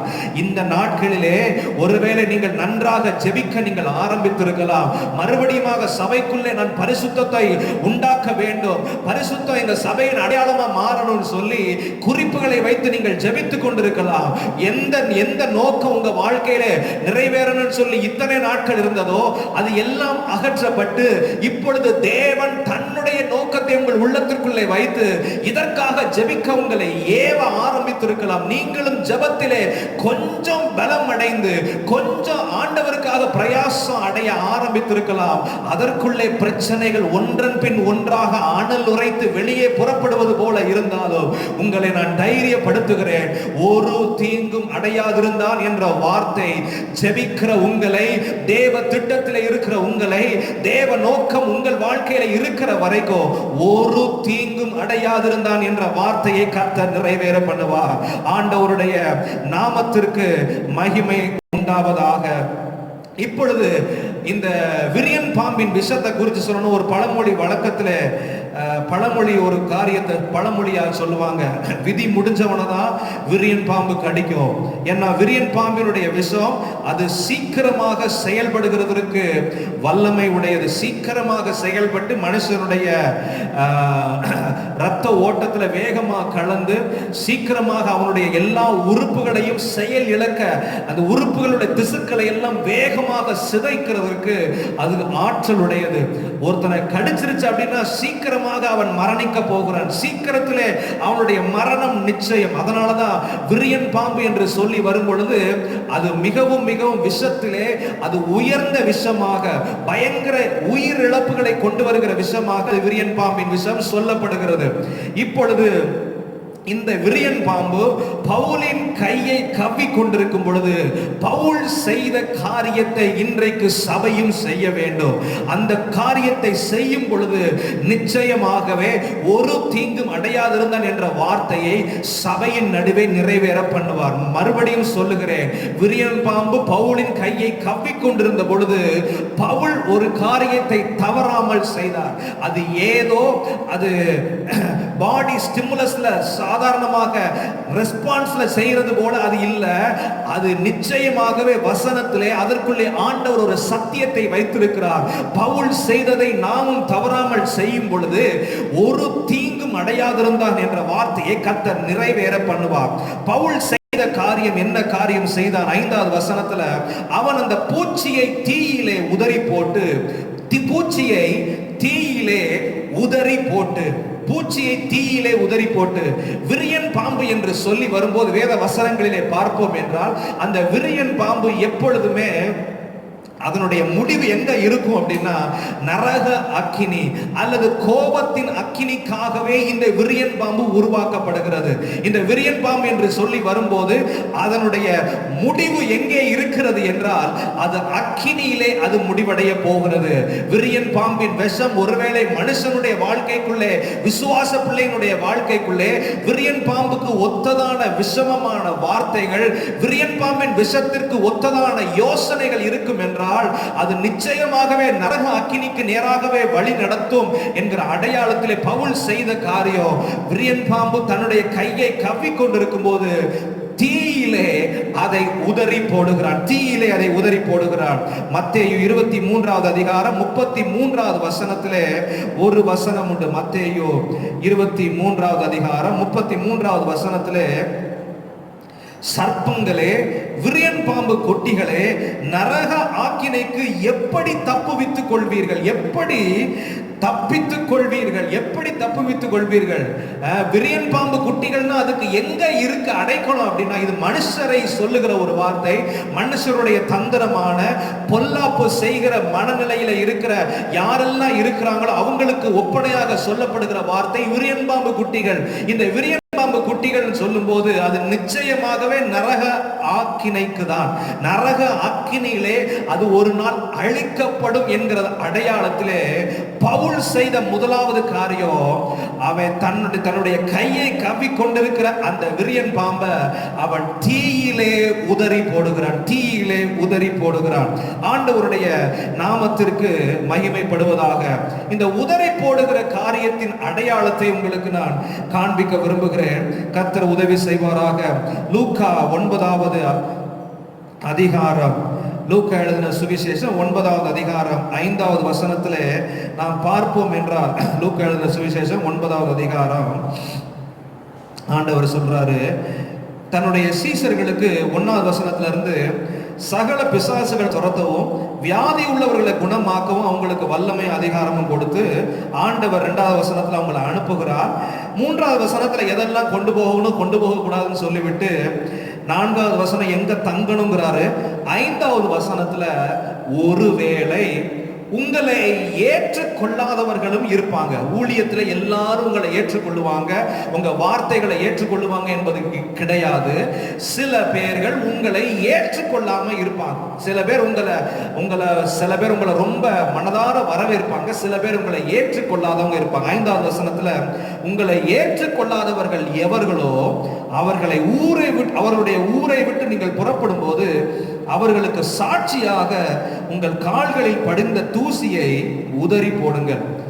ஏற்றுக்கொள்ளாத நபர்கள் எந்த ஊர்ல எந்த வீட்டுல உங்களை ஏற்றுக்கொள்ளலையோ நீங்க என்ன செய்யணும்? உங்க கால்கள்ல படிந்த தூசிய உதறி போடணும். கால்கள்ல படிந்த தூசிய உதறி போடணும். இந்த உதறி போடுற காரியம் எதற்கு அடையாளம் அப்படின்னா, ஏற்றுக்கொள்ளாத தன்மையை குறிக்கிற ஒரு அடையாளம். ஏற்றுக்கொள்ளாத தன்மை. இவங்க செய்கிற தீமைய நான் ஏற்றுக்கொள்ளல, உதறி போடுகிறேன். இவங்க வசனத்தை ஏற்றுக்கொள்ளலையா, இவங்க சொன்ன சுவிசேஷத்தின் வார்த்தைகளை ஏற்றுக்கொள்ளல, அதனால நான் அதன் அடையாளமாக உதறி போடுகிறேன். ஆண்டவர் சொன்ன வார்த்தையை ஏற்றுக்கொள்ளல அப்படின்னா ஆண்டவர் என்ன செய்கிறார் என்றால், நெகேமியா 5வது அதிகாரம் நெகேமியா தன்னுடைய வாழ்க்கையின் அனுபவத்துல சொல்ற ஒரு காரியம். நெகேமியா 5வது அதிகாரம் 13வது வசனத்துல, நான் என் வஸ்திரத்தை உதறி போட்டு இப்படி இந்த வார்த்தையை நிறைவேற்றாத எந்த மனிதனையும் அவன் வீட்டிலும் அவன் சம்பாத்தியத்திலும் இருந்து தேவன் உதறி போட கடவர். ஒரு வசனத்தை அல்லது ஒரு ஆலோசனையை ஒருத்தர் ஏற்றுக்கொள்ளல அப்படின்னா அந்த ஏற்றுக்கொள்ளலை என்கிறதற்கு அடையாளமாக எதை செய்வாங்க அப்படின்னா, உதறி போடுகிற ஒரு காரியம். ஒரு வஸ்திரத்தையோ அல்லது கால்கள்ல படிந்த தூசியவோ உதறி போடுவாங்க. மத்தேயு 10வது அதிகாரம் அந்த தூசி என்ன செய்யும் அப்படின்னா, மத்தேயு 10வது அதிகாரம் 15வது வசனம், நியாய தீர்ப்பு நாளிலே அந்த பட்டணத்திற்கு நேரிடுவதை பார்க்கிலும் சோதோம் கொமோரா நாட்டிற்கு நேரிடுவது லகுவாய் இருக்கும். சோதோம் கொமோரா எப்படி அழிக்கப்பட்டது? அக்கினியினாலையும் கந்தகத்தினாலையும் அழிக்கப்பட்டது. ஏற்றுக்கொள்ளாததின் அடையாளம் உதறி போடுகிற ஒரு அடையாளம், ஏற்றுக்கொள்ளாதது. இப்பொழுது பவுல் செய்த காரியம் இது. பவுலுடைய வாழ்க்கையிலே அநேக முன் அனுபவங்கள் இருந்தது. இவனுடைய சுவிசேஷத்தை அநேகர் சந்தோஷமா ஏற்றுக்கொண்டார்கள். அந்த சுவிசேஷத்திற்கு அநேகர் கீழ்ப்படிந்தார்கள். அநேக இடங்களிலே சபைகளையும் மூப்பர்களையும் ஏற்படுத்தின பவுலுடைய வாழ்க்கையிலே சில நேரங்கள்ல இவனுடைய சுவிசேஷத்தை அநேகர் ஏற்றுக்கொள்ளாம இவனுக்கு விரோதமாக தூஷண வார்த்தைகளை பல இடங்களிலே இவர்கள் சொன்னார்கள். முதலாவதாக 13வது அதிகாரத்துல, அப்போஸ்தலர் 13வது அதிகாரம் 51வது வசனத்துல பார்த்தோம் அப்படின்னா, அப்போஸ்தலர் 13வது அதிகாரம் 51வது வசனத்துல, தங்கள் கால்களில் படிந்த தூசியை அவர்களுக்கு எதிராக உதறி போட்டு இக்கோனியா பட்டணத்துக்கு போனார்கள். 50வது வசனத்துல பாத்தீங்க அப்படின்னா, யூதர்கள் பக்தியும் கனமும் உள்ள ஸ்திரீகளை பட்டணத்து முதலாளிகளையும் எடுத்துவிட்டு பவுலையும் பர்னபாவையும் துன்பப்படுத்தும்படி செய்து தங்கள் எல்லைகளுக்கு புறம்பாக அவர்களை துரத்தி விட்டார்கள். தங்கள் எல்லைகளுக்கு புறம்பாக துன்பப்படுத்தி அவர்களை துரத்தி விடுகிறார்கள். துரத்தி விடும் பொழுது பவுலும் பர்னபாவும் செய்த காரியம், என் வார்த்தைகளை நீங்க ஏற்றுக்கொள்ளல, என் வார்த்தைகளை நீங்க ஏற்றுக்கொள்ளாம எங்களை நீங்க துன்பப்படுத்தி நீங்க தள்ளுறீங்க, அதனுடைய அடையாளமாக தூசிய உதறி போடுகிறோம் என்று உதறி போட்டு நாங்க தேவ திட்டத்துல தொடர்ந்து முன்னேறுவோம். உங்க தூஷண வார்த்தைகளோ அல்லது உங்களுடைய துன்பத்தின் காரியங்களோ அல்லது நீங்கள் எங்களை புறம்பாக்குகிற அந்த காயத்தின் அனுபவங்களோ தேவ திட்டத்திலே எங்களை தடை செய்யாது என்று சொல்லி அவர்கள் தூசியை உதறி போட்டு இக்கோனியா பட்டணத்திற்கு தொடர்ந்து போகிறார்கள். இக்கோனியா பட்டணத்துக்கு போனதுக்கு அப்புறம் என்ன நடக்குது? 52வது வசனம், சீஷர்கள் சந்தோஷத்தினாலும் பரிசுத்த ஆவியினாலும் நிரப்பப்பட்டார்கள். மறந்து போகாதீங்க, நம்முடைய தேவ திட்டத்திலே நம்மை ஏற்றுக்கொள்ளாதவர்கள் எந்த நபராவது நம்முடைய வாழ்க்கைக்கு விரோதமாக எழும்பி நிந்தையவோ கசப்பையோ தூஷணத்தையோ சொல்லுவாங்கன்னா செய்ய வேண்டிய காரியம், ஐயோ என்னை நிந்திச்சிட்டாங்க, என்னைய கேவலப்படுத்திட்டாங்க, என்னை காயப்படுத்திட்டாங்க, என் வாழ்க்கைய அவங்க வேதனைப்படுத்திட்டாங்கன்னு சொல்லி அந்த இடத்திலேயே இருக்காம உதறி போட்டு, அதை நான் ஏற்றுக்கொள்ளலப்பா, உன்னுடைய தூஷணம் பாதிக்கிறதற்கு என்னை ஏற்றுக்கொள்ளல, அதை உதறி போடுகிறேன் என்று சொல்லி அடுத்த நிலைக்கு நீங்கள் கடந்து போவீர்கள் என்றால் உங்கள் நிமித்தம் அநேகர் சந்தோஷத்தினாலும் பரிசுத்த ஆவியினாலும் நிரப்பப்படுவார்கள். ஹல்லேலூயா, ஹல்லேலூயா. விசுவாசி மற்றவர்களுக்கு சந்தோஷத்தையும் பரிசுத்த ஆவியின் நிறைவின் அனுபவத்தையும் மற்றவங்களுக்கு கொடுக்கணும் அப்படின்னா அவங்க செய்ய வேண்டியது நிந்தைகளையும் அவமானத்தையும். எனக்கு விரோதமா நிறைய பேர் சொன்னது உண்மை, ஆனா நான் பாதிக்கப்படுகிறதற்கு ஏதுவாக அந்த வார்த்தைகளை நான் ஏற்றுக்கொள்ள போவதில்லை, அதை நான் உதறி போடுகிறேன் என்று சொல்லி உதறி போட்டு அடுத்த இடத்துக்கு அடுத்த திட்டத்தை நோக்கி நீங்க போகும் பொழுது ஆண்டவர் உங்களை வைத்து அநேகருக்கு சந்தோஷத்தையும் பரிசுத்த ஆவியினாலேயே நிரப்பப்படுகிற அனுபவத்தை கர்த்தர் உங்களுக்கு கட்டளையிடுகிறார். ஆண்டவருடைய நாமம் மகிமைப்படுவதாக. இது பவுலுடைய வாழ்க்கையிலே நடந்த முதலாவது உதறி போடுகிற அனுபவம். இரண்டாவது அப்போஸ்தலர் 18வது அதிகாரம், அப்போஸ்தலர் 18வது அதிகாரம் 6வது வசனத்துல கொரிந்து பட்டணத்தில் நடந்த சம்பவம். அவர்கள் எதிர்த்து நின்று தூஷித்த போது அவன் தன் வஸ்திரங்களை உதறி. எதிர்த்து நின்று தூஷண வார்த்தைகளை பவுலுக்கு நேரா சொல்றாங்க. சொன்னப்ப பவுல் செய்த காரியம், வஸ்திரங்களை உதறி, உங்கள் இரத்தப்பழி உங்கள் தலையின் மேல் இருக்கும், நான் சுத்தமா இருக்கிறேன், இது முதல் புறஜாதியார் இடத்திற்கு போகிறேன் என்று சொல்லி அவன் புறஜாதியின் இடத்துக்கு அவன் போகிறான். போனதுக்கு அப்புறம் பார்த்தீங்கன்னா புறஜாதியில நிறைய பேர் அவனை சந்தோஷமா ஏற்றுக்கொள்ளுகிறார்கள். உதறி போட்டுட்டு போகிறான். ஆண்டவர் அன்று ராத்திரியில ஆண்டவர் சொல்றார் 9வது வசனத்துல, நீ பயப்படாம பேசு பவுலே, மௌனமா இராத, நான் உன்னோடு கூட இருக்கிறேன், இந்த ஜனங்கள் உண்டுப்பா, உனக்கு தீங்கு செய்யும்படி ஒருத்தரும் உன் மேல கை போடுவதில்லை. என்னைக்கு பவுல் தன்னுடைய வாழ்க்கையிலே உதறி போடுகிற அனுபவத்தை அவர் பெற்று கொண்டாரோ, மறுபடி சொல்லுகிறேன், நமக்கு விரோதமாக பேசப்பட்ட வார்த்தைகள் என்னை பாதிக்காம இருக்கணும்னா எனக்கு தேவை உதறி போடுகிற அனுபவம். உதறி போடுகிற அனுபவம். உதறி போட்டுட்டு அந்த வார்த்தையை நான் ஏற்றுக்கொள்ளல, அந்த வார்த்தை அது நியாய தீர்ப்பு நாளிலே அது ஆண்டவராலே நியாயம் தீர்க்கப்படும். நம்முடைய வாழ்க்கைக்கு விரோதமாகவும் உங்க வாழ்க்கைக்கு விரோதமாகவும் தூஷண வார்த்தைகள், நிந்தன வார்த்தைகள், கசப்பின் வார்த்தைகள், அவமானப்படுத்துகிற வார்த்தைகள் வந்து ஒருவேளை உங்க வாழ்க்கைய அது ஒரு தேக்க நிலைக்கு கொண்டு வந்திருக்கும்னா ஆவியானவர் இன்றைக்கு இந்த செய்தியை உங்களுக்காக கொடுக்கிறார். நீங்க எந்த விதத்திலையும் தேங்கி போகிற நபருக்காக அல்ல, உங்கள் நிமித்தம் அநேகர் ஆண்டவர் சந்தோஷத்தினாலோ பரிசுத்த ஆவியினாலோ நிரப்பணுங்கிற ஒரு நோக்கத்தோடு ஆண்டவர் சொல்றாரு, நீ தேங்கி போகிற ஒரு வாழ்க்கையா இருக்கக்கூடாது, நீ உதறி போட்டு தொடர்ந்து அடுத்த நிலைக்கு நீ முன்னேற வேண்டும் என்கிற சத்தியத்தை கர்த்தர் உங்களுக்கு வைக்கிறார். யாரோ ஒருவருடைய இருதயம் இந்த வார்த்தைகளினாலே தேங்கி போய் இருக்கிறது. ஆண்டவர் சொல்றாரு, நீ தேங்கி இருக்க வேண்டிய பாத்திரம் அல்ல, நீ தொடர்ந்து முன்னேறி அநேகருக்கு ஆசீர்வாதமாய் இருக்க வேண்டிய நபர். நான் உன் கூட இருக்கிறேன். இந்த பட்டணத்தில் அநேக ஜனங்கள் உண்டு, தீங்கு செய்கிறதற்கு ஒருவனும் உன்மேல் கை போடுவதில்லை என்று சொல்லி பவுலுக்கு சொன்னது போல ஆண்டவர் உங்களுக்கும் இந்த நேரத்தில் ஆவியானவர் உங்களோடு பேசுகிறார். நான் சுத்தமாய் இருக்கிறேன், நான் சுத்தமாய் இருக்கேன். பவுல் சொன்ன ஒரு வார்த்தையை நான் மறுபடியும் காண்பிக்க விரும்புகிறேன். 6வது வசனம் 18வது அதிகாரம் அப்போஸ்தலர் 18:6ல, தன் வஸ்திரங்களை உதறி, உங்கள் இரத்தப்பழி உங்கள் தலையின் மேல் இருக்கும், நான் சுத்தமாய் இருக்கிறேன். இந்த அப்போஸ்தலனாகிய பவுலுக்கு உதறி போடுகிற அனுபவம் இல்லைன்னா அதுக்கு என்ன அர்த்தம் அப்படின்னா, நீ சொன்ன தூஷண வார்த்தைகள் எல்லாம் என் மனசுக்குள்ள வந்துருச்சுப்பா, என் மனசு இப்ப கரைப்பட்டுருச்சு, நீ என்னை ரொம்ப திட்டிட்டு இல்ல, என்னை ரொம்ப அவமானப்படுத்திட்டு இல்ல, நான் நல்ல நோக்கத்தோட தான் அவன்கிட்ட நான் பேச வந்தேன். அந்த வார்த்தைகளை நீங்க உள்ள எடுத்துட்டீங்கன்னா மறந்துடாதீங்க, அந்த தூஷணம் விஷத்தன்மையை உங்க வாழ்க்கைக்குள்ளே கொண்டு வருகிறது. விரியன் பாம்பின் விஷம், தூஷணம் என்கிற அந்த விரியன் பாம்பின் விஷம் உங்க வாழ்க்கையை கொஞ்சம் கொஞ்சமா செயல் இழக்குது என்பதை மறந்துடாதீங்க. உங்க வாழ்க்கைக்குள்ள ஆவியானவர் இந்த நாள்ல நீங்க சுத்தமா இருக்கணும்னு சொல்லி ஆண்டவர் விரும்புகிறார். சில சுத்தம் எப்ப உண்டாகும் அப்படின்னா, உதறி போடும்போது அந்த சுத்தம் உண்டாகும். ஆண்டவரே என்ன சுத்திகரி, ஆண்டவரே என்ன சுத்திகரி, ஆண்டவரே இந்த சபையை ஆண்டவர் சுத்திகரிக்க விரும்புகிறார். சபைக்குள்ள ஒரு விசுவாசி இன்னொரு விசுவாசிய பேசின வார்த்தைகள் உள்ளத்திற்குள்ள ஒரு பெரிய காயமாக இருந்து அது விரியன் பாம்பின் விஷத்தை போல உங்க வாழ்க்கைக்குள்ளே பாதிப்புகள் அப்படியே இருந்துகிட்டே இருக்குதுல்ல. ஆவியானவர் சொல்றாரு, உன் வாழ்க்கையில இருக்கிற அந்த விரியன் பாம்பின் விஷம் உன் வாழ்க்கையை பாதிக்காம இருக்கணும்னா உதறி போடுப்பா, உதறி போடு.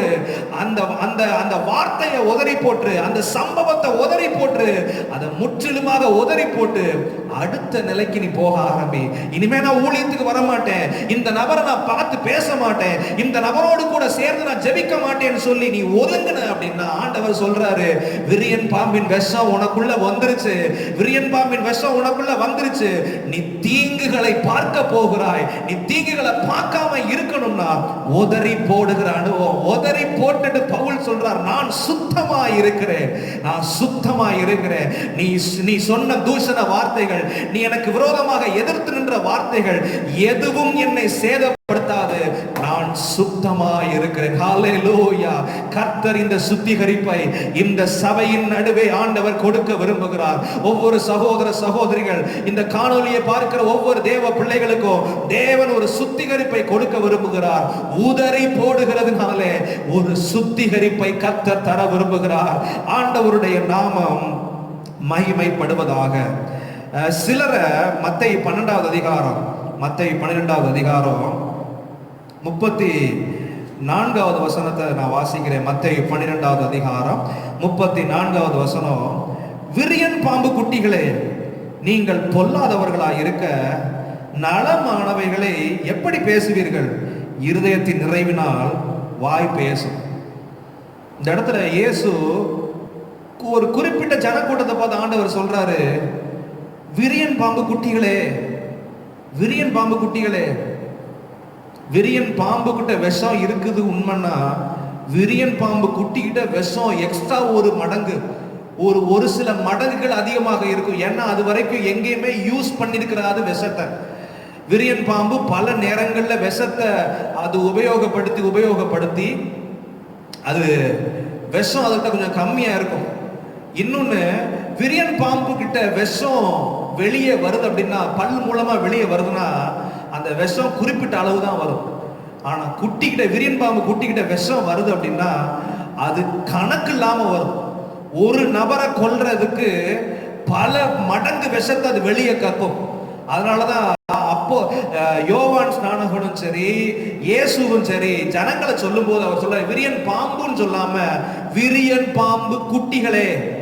விரியன் பாம்பு, நீங்க எப்படி விரியன் பாம்பு குட்டியா மாறுனீங்க? நான் பிறக்கும் போது நல்லா தான் பிறந்தேன், நல்ல ஞான ஸ்நானத்தின் அனுபவம், நல்ல மனம் திரும்புதல் அனுபவம் இருந்துச்சு. ஆனா உதறி போடுகிற அனுபவம் என்கிட்ட இல்லாம போச்சு. நிறைய பேர் என்கிட்ட விஷத்தை கக்க ஆரம்பிச்சாங்க. என்கிட்ட தூஷண வார்த்தைகள், அவமான வார்த்தைகள், நிந்தையின் வார்த்தைகள் எல்லாத்தையும் என் மேல சொன்னாங்க. உதறி போடுகிற அனுபவம் என்கிட்ட இல்லவே இல்லைங்க.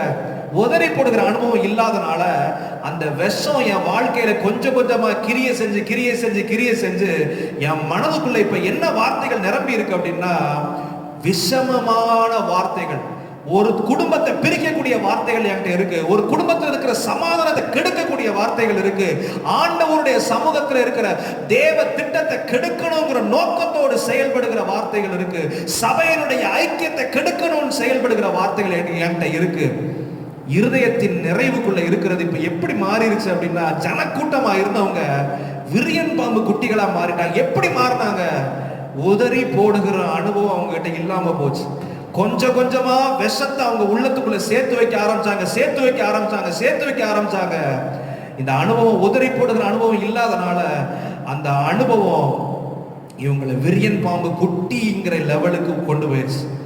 ஆண்டவர் இந்த நாள்ல நம்ம சபையோடு பேசுகிறார். இருதயத்தின் நிறைவினால் வாய் பேசும். இருதயத்திற்குள்ளே மற்றவர்களாலே அவமானப்படுத்தப்பட்ட சம்பவங்கள், மற்றவர்களால தூஷிக்கப்பட்ட சம்பவங்கள், மற்றவர்கள் என்னைய நிந்தித்த அந்த சம்பவங்கள் எல்லாம் என் மனசுக்குள்ள நிரம்பி இருக்கு. ஆண்டவர் சொல்றாரு, நீ உதறி போடு, நீ சபையா மறுபடியுமா கூடி வரும்போது ஒரு சுத்திகரிக்கப்பட்ட நபரை போல இருக்கணும். நீ விரியன் பாம்பை போல விஷத்தை நீ கக்கக்கூடாது. விரியன் பாம்பை போல எண்ணில் அடங்காத வார்த்தைகளை கக்குகிற ஒரு நபரா இருக்கக்கூடாது. மறுபடியும் சபை கூடி வரும்போது நான் சுத்தமா இருக்கிறேன், எதெல்லாம் உதறி போடணுமோ அது எல்லாத்தையும் தீயில நான் உதறி போட்டேன். உதறி போட்டதுனால நான் சுத்தமா இருக்கிறேன் என்கிற நிலைமை உங்க தனிப்பட்ட வாழ்க்கைக்குள்ள வரும்போது, ஒவ்வொரு விசுவாச வாழ்க்கைக்குள்ளே வரும் பொழுது, உதறி போடப்பட வேண்டிய காரியங்கள் எல்லாம் தீயிலே உதறி போடப்படட்டும். ஆண்டவர் சொல்றாரு, நீ அப்ப உதறி போட்டன்னா மறுபடியும் சபைக்கான கதவுகள் திறக்கப்படும். இந்த சபைக்குள்ளே உதறி போடப்படாத அநேக சுத்திகரிக்கப்பட வேண்டிய அழுக்குகள் ஏராளம் உண்டு. ஒரு விசுவாசி இன்னொரு விசுவாசியை கடித்து பட்சிக்கிறது, மற்றவர்களுக்கு விரோதமாக பேசுகிற காரியம், இந்த காரியத்தை எல்லாம் தேவன் அருவருக்கிறார். சுத்திகரிக்கப்பட வேண்டிய எல்லைக்கு நேரத்திற்கு கர்த்தர் சபையை கொண்டு வந்திருக்கிறார். இது சுத்திகரிக்கப்படுகிறதற்காக உதறி போடப்பட வேண்டியதை எல்லாவற்றையும் உதறி போடுங்க. விஷம், விரியன் பாம்பு அது அக்கினிக்கு இரையாக வைக்கப்பட்டிருக்கிறது, நரக அக்கினிக்கு இரையாக வைக்கப்பட்டிருக்கிறது. கர்த்தர் ஒரு உதறி போடுகிற அனுபவத்தை சபைக்குள்ளே ஆண்டவர் எதிர்பார்க்கிறார். உதறி போடப்பட வேண்டிய வார்த்தைகள், உதறி போடப்பட வேண்டிய உறவுகள் எல்லாம் அது அக்கினிக்கு இரையாக, அது முழுவதுமாக உதறி போடப்படட்டும். உதறி போட்டப்பட்ட நபர் யாரு உதறி போட்டாங்களோ அவர்கள் நரக அக்கினிக்கு நேராக அனுப்பப்படுவதில்லை. கர்த்தர் அவர்களை சுத்தம் உள்ளவர்களாக ஆண்டவர் மாற்றுகிறார். ஆண்டவருடைய நாமத்திற்கு மகிமை உண்டாவதாக. கடைசியா ஒரு சம்பவத்தை காண்பித்து முடிக்க விரும்புகிறேன். உதறி போடப்பட முடியாமல் கட்டப்பட்ட ஒரு நபர். இன்னைக்கு அநேகருக்கு கேள்விகள் இருக்கிறது. ஏன் செய்வினைகள் எங்களை கட்டி போட்டிருக்கிறது? ஏன் மந்திர கிரியைகள் எங்களை கட்டி போட்டிருக்கிறது? தீங்குகள் எங்களை மேற்கொண்டிருக்கிறது. ஏன் எங்க குடும்பத்தில் இருக்கிற பிரச்சனைகள் எங்களை மேற்கொண்டிருக்கிறது? ஏன்? நியாயாதிபதிகள் 16வது அதிகாரம், நியாயாதிபதிகள் 16வது அதிகாரம் 20வது வசனத்தை வாசிக்கிறேன். அப்பொழுது அவள், சிம்சோனே, பெலிஸ்தர் உன்மேல் வந்து விட்டார்கள் என்றால், அவன் நித்திரை விழித்து கர்த்தர் தன்னை விட்டு விலகினதை அறியாமல், எப்போதும் போல உதறி போட்டு வெளியே போவேன் என்றான். எப்போதும் போல வெளியே உதறி போட்டு நான் வெளியே போயிருவேன், எப்போதும் போல நான் உதறி போட்டு வெளியே போயிருவேன். இந்த தேவ ஆவியினாலே நிரப்பப்பட்ட சிம்சோனை கட்டுகிறதற்காக பலவிதமான சந்தர்ப்பத்திலே பெலிஸ்தர் காத்து கொண்டே இருக்கிறாங்க. இவனை எப்படியாவது கட்டிடணும், ஒவ்வொரு தடவையும் இவனை கட்டுகிறதற்கு முயற்சிகள் செய்து இவனை கட்டுறாங்க. இவனை ஒரு தடவை உண்மையாக சரியா கட்டிட்டாங்க அப்படின்னா இவன் வாழ்க்கையில இருக்கிற அந்த வல்லமை முழுவதுமாக மேற்கொள்ளப்பட்டு விடும். இவன் மேல இருக்கிற பரிசுத்த ஆவியானவர் இவன் வாழ்க்கையில உதறி போடுகிற அனுபவத்தை சரியா தேவ துணையோடு கூட செய்யாம, தேவ திட்டத்திலிருந்து கொஞ்சம் கொஞ்சமா இவன் விலகி போக ஆரம்பிக்க இவனோடு இருந்த அந்த ஆவியானவருடைய பலம் இவனை விட்டு வெளியே போனது. இவனுக்கு உதறி போடுகிற சம்பவம் ஞாபகம் இருக்கு, உதறி போடணுங்கிற சத்தியம் தெரியுது. நான் எப்பயும் போல செய்வேன்னு சொல்லி உதறி போடுறதுல தீவிரமாகவும் இருக்கிறாரு. ஆனா தேவ திட்டத்தை விட்டு அப்படியே விலகி போயிட்டாருங்க. அதனுடைய விளைவு, இவன் எதனால கட்டப்படக்கூடாதுன்னு சொல்லி இவன் நினைச்சானோ அந்த மனிதர்களினாலேயே இவன் கட்டப்பட்டு போனான். மறுபடியும் சொல்றேன், தேவ திட்டத்துல ஒருத்தர் இருக்கிற வரைக்கும் அவர் யாராலையும் கட்டுப்படுத்தவே பட முடியாது. தேவ திட்டத்துல பவுல் இருந்தாருங்க, கடைசி வரைக்கும் இருந்தாரு. அவர் வாழ்க்கையில ஒரு சத்தியத்தை தெளிவா வச்சிருந்தாரு. இதை நான் ஏற்றுக்கொள்வதில்லை, உன் தூஷண வார்த்தைகளை ஏற்றுக்கொள்ள மாட்டேன், கட்டப்படுகிறதற்கு மடியில வந்து நான் படுத்துக்கிறத நான் ஏற்றுக்கொள்ள மாட்டேன், உதறி போடுவேன். என் வாழ்க்கைக்குள்ளே விஷங்கள் கிரியை செய்வதற்கு நான் அனுமதிப்பதில்லை, நான் உதறி போடுவேன். பவுலுடைய வாழ்க்கையிலே எந்த அனுபவங்கள் எல்லாம் அவனுடைய வாழ்க்கையில கொஞ்சமாக அவனை கட்ட நினைத்ததோ எல்லா தருணத்திலையும் நேர்த்தியாக உதறி போடுகிற அனுபவம் இருந்துச்சுங்க. உதறி போடுகிற தேவ திட்டம் இருந்துச்சு, உதறி போடுகிற அனுபவம் இருந்துச்சு. அவன் வாழ்க்கையில எந்த விஷமும் கிரியை செய்ய முடியவில்லை. அவன் சொல்ல போது சொன்னா, நான் சுத்தமாய் இருக்கிறேன், நான் சுத்தமாய் இருக்கிறேன், நான் சுத்தமாய் இருக்கிறேன். ஆண்டவர் இன்றைக்கு அந்த அனுபவத்தை கர்த்தர் தர விரும்புகிறார். அந்த அனுபவத்தை கர்த்தர் தர விரும்புகிறார். மேற்கொள்ளப்படாத ஒரு சபையாய், மேற்கொள்ளப்படாத பராக்கிரமம் செய்கிற ஒரு சபையாய் இந்த சபையை கர்த்தர் மாற்றுவது ஆண்டவருடைய விருப்பம். எந்த காரியத்தை ஏற்றுக்கொள்ள கூடாது என்று தேவன் வைத்திருக்கிறாரோ அந்த விஷமமான காரியங்களை என் வாழ்க்கையில நான் ஏற்றுக்கொள்வதில்லை. அது என் கையில ஒட்டி இருந்தாலோ நான் அதை துரிதமாக உதறி போடுவேன். அது என் வாழ்க்கையின் சரீரத்தில் எந்த பகுதியில் ஒட்டி இருந்தாலும் அதை துரிதமாக உதறி போடுவேன். அது என் வாழ்க்கையின் தலைப்பகுதியில் ஒட்டி இருக்கும், நான் உதறி போடுவேன். நோ, அதை நான் ஏற்றுக்கொள்வதில்லை, அதை நான் ஏற்றுக்கொள்வதில்லை. அது என்னை உறங்க வைக்கிற மடியாக இருந்தாலும் சரி, அல்லது என்னை புறம்பாக்குகிற காரியமாக இருந்தாலும் சரி, அதை ஏற்றுக்கொள்வதில்லை. நான் ஏற்றுக்கொள்ளாத வரைக்கும் நான் சுத்தமாய் இருக்கிறேன்.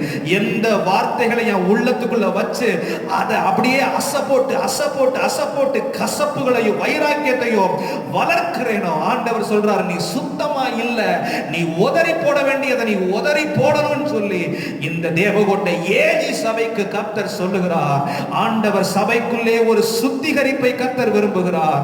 நீங்கள் தீமைக்கு தீமையை செய்யாமலும் உதாசனத்துக்கு உதாசனத்தை சரி கட்டாமலும் நீங்கள் ஆசீர்வாதத்தை சுதந்திரிக்கிறதற்காக அழைக்கப்பட்டவர்கள் என்று அறிந்து ஆசீர்வதியுங்கள். 1 பேதுரு 3வது அதிகாரம் 9வது வசனத்துல, தீமைக்கு தீமையை நான் சரி கட்ட மாட்டேன், ஏன்னா தீமையான வார்த்தைகளை நான் ஏற்றுக்கொள்வதில்லை. நான் ஆசீர்வதிக்கிறதற்காக, ஆசீர்வாதத்தை சுதந்திரித்துக் கொள்வதற்காக அழைக்கப்பட்டவன். அவன் என்னை உதாசீனப்படுத்திட்டான், அவன் என்னை மதிக்கல, நானும் மதிக்க மாட்டேன். இல்ல, ஆண்டவர் இந்த விஷமத்தனத்தை உன் வாழ்க்கையில நீ ஏற்றுக்கொள்வாய் என்றால், நீ விரியன் பாம்பு, புறப்பட்ட விரியன் பாம்பு உன் வாழ்க்கையை கட்டி போடும். உனக்கு விரோதமாக ஏவப்பட்ட அசுத்த ஆவி உன்னை மேற்கொள்ளும் சொல்லி சொல்றார். கசப்புகள் என் உள்ளத்திற்குள்ளே இருக்கக்கூடாது. கசப்பை ஏற்றுக்கொள்வதில்லை. எந்த பில்லி சூனியமும் சபையை மேற்கொள்ளாம இருக்கணும். அருமையான சகோதரனே, சகோதரியே, சபைக்கு விரோதமாக அநேக காரியங்கள் உருவாக்கப்படுகிறது என்று கடந்த வாரத்தில் ஆவியானவர் சொன்னாரு. சபைக்கு அநேக ஆயுதங்கள் விரோதமாக உருவாக்கப்படுகிறது, உண்மை. ஆனா அதை விட ஒரு பெரிய காரியம், அந்த தீமையான காரியத்தில் நடக்காம இருக்கணும்னா எந்த தீமையான எண்ணத்தையும் நான் ஏற்றுக்கொள்வதில்லை. போதகரை குறித்து தவறான எண்ணம், இந்த விசுவாசியை குறித்து தவறான எண்ணம் இல்லை, அதை நான் ஏற்றுக்கொள்வதில்லை. நீங்க ஏற்றுக்கொள்ளாம இருப்பீங்கன்னா உங்க வாழ்க்கையில தீமை, அசுத்த ஆவி, பில்லி சூனியத்தின் வல்லமை மேற்கொள்ளாது. சுகத்தையும் ஏற்றுக்கொள்ள வேண்டாம். உங்களை சுகமா தூங்க வைக்கிற தெளிலாளுடைய மடியமும் ஏற்றுக்கொள்ள வேண்டாம். புறம்பாக்குகிற எந்த காரியத்தை ஏற்றுக்கொள்ள வேண்டாம். உதறி போடுக தெரிகிற இந்த சத்தியத்திலே பழக்குவிக்கப்படுகிறதற்கு உங்க வாழ்க்கையை ஒப்பு கொடுங்க. தேவன் மகிமையான காரியத்தை செய்வார். நம்ம ஜெபிப்போம். அன்பின் நல்ல ஆண்டவரை நன்றியோடுமே நாங்கள் துதிக்கிறோம் ஐயா. உம்முடைய சமூகத்திலே இந்த வார்த்தைக்காக நன்றி, நீர் கொடுத்த வசன வெளிப்பாடுகளுக்காக, வெளிச்சத்திற்காக நன்றி அப்பா. உருவாக்கப்படுகிற ஆயுதம் வாய்க்காதே போகும் என்ற அந்த வசனத்தை உதறி போடுகிற அனுபவத்தின் மூலமாக நாங்கள் பெற்றுக் கொள்ளுகிறோம். உதறி போட அவசியமான காரியங்களை எல்லாம் உதறி போட, ஆண்டவரே இதை நான் ஏற்றுக்கொள்ளவில்லை என்கிறதுக்கு அடையாளமாக உதறி போட கர்த்தர் கிருபை தருவீராக. தீமைகள் வாழ்க்கையை விட்டு உதறி போடப்படட்டும், அசுத்தங்கள் உதறி போடப்படட்டும். எங்க சபை சுத்திகரிக்கப்படுகிறதற்காக உமக்கு நன்றி அப்பா. கோபத்தாபங்கள், எல்லா விதமான கசப்புகள், வைராக்கியங்கள் முடிவுக்கு வருவதாக. சீக்கிரத்திலே எங்க சபையை சுத்திகரித்து ஒன்னா சேர்ந்து ஆராதிக்கிறதற்கான வாசல்களை திறக்கிறதற்காகவே நன்றியோடு துதிக்கிறோம். நாங்கள் மறுபடியும் ஒன்றாய் கூடி வரும்போது நான் சுத்தமாய் இருக்கிறேன் என்று சொல்லுகிற ஒரு சபையாக, ஒரு தீங்கும் அடையாதிருந்தான் என்று சொல்லப்பட்ட ஒரு சபையாக எங்க சபையை ஆசீர்வதிக்க உங்க பாதத்தை நாங்கள் பற்றுகிறோம். உங்களுடைய நாமத்திற்கே மகிமை வரப்பண்ணும். அர்ப்பணிக்கிற ஒவ்வொரு நபர்களையும் கர்த்தர் ஆசீர்வதித்து உயர்த்துவீராக. இயேசுவின் நாமத்தில் ஜெபம் கேளும் பிதாவே. என் ஆத்துமாவே கர்த்தரை ஸ்தோத்தரி, என் முழு உள்ளமே பரிசுத்த நாமத்தை ஸ்தோத்தரி. என் ஆத்துமாவே கர்த்தரை ஸ்தோத்தரி, கர்த்தர் செய்த சகல உபகாரங்களையும் மறவாதே. நம்முடைய கர்த்தராய் இருக்கிற இயேசு கிறிஸ்துவின் கிருபையும் பிதாவாகிய தேவனுடைய அன்பும் பரிசுத்த ஆவியானவருடைய அந்யோன்ய ஐக்கியமும் சந்தோஷமும் சமாதானம் கிறிஸ்து வருகிற நாள் பரியந்தம் நம் சபையின் நடுவே நிலைத்திருப்பதாக. ஆமென், ஆமென். ஆண்டவர் உங்களை ஆசீர்வதிப்பார். ஆண்டவர் உங்களோடு இருப்பாராக.